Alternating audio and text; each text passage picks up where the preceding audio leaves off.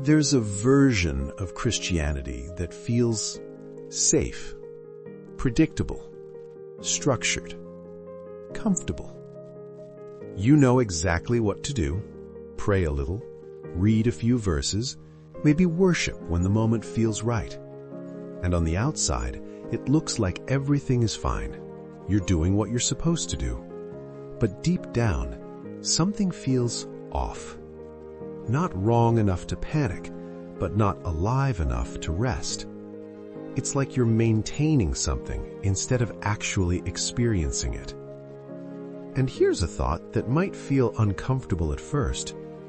What if the greatest thing holding many believers back isn't sin, but comfort? Not rebellion, not walking away from God, but quietly settling into a version of Him that fits into routine instead of one that transforms your entire life. Because religious habits can make you feel like you're close to God without actually being with Him.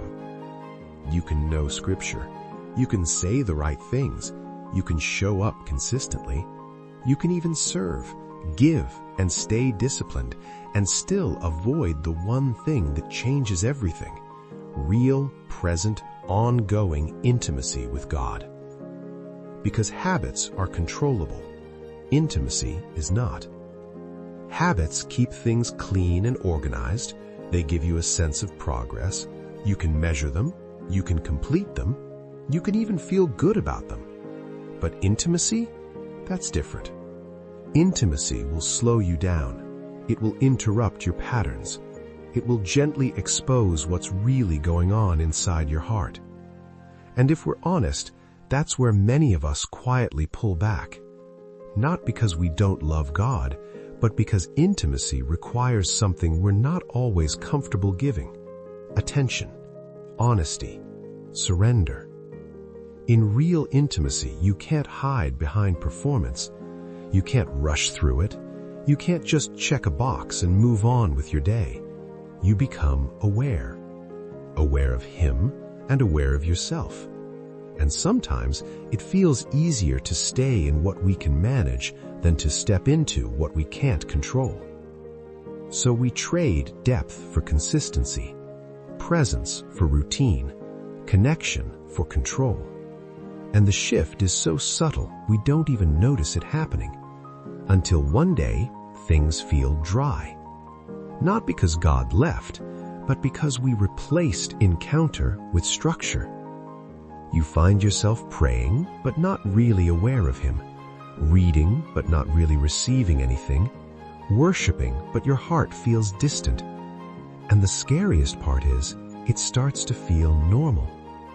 You're no longer dry enough to cry out, but no longer alive enough to burn. You're just maintaining. And that's the hidden cost.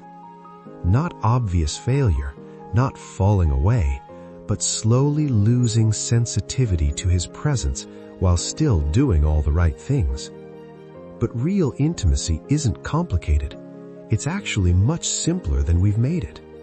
It's not always loud. It's not always emotional. It's not about chasing a feeling or trying to create a moment.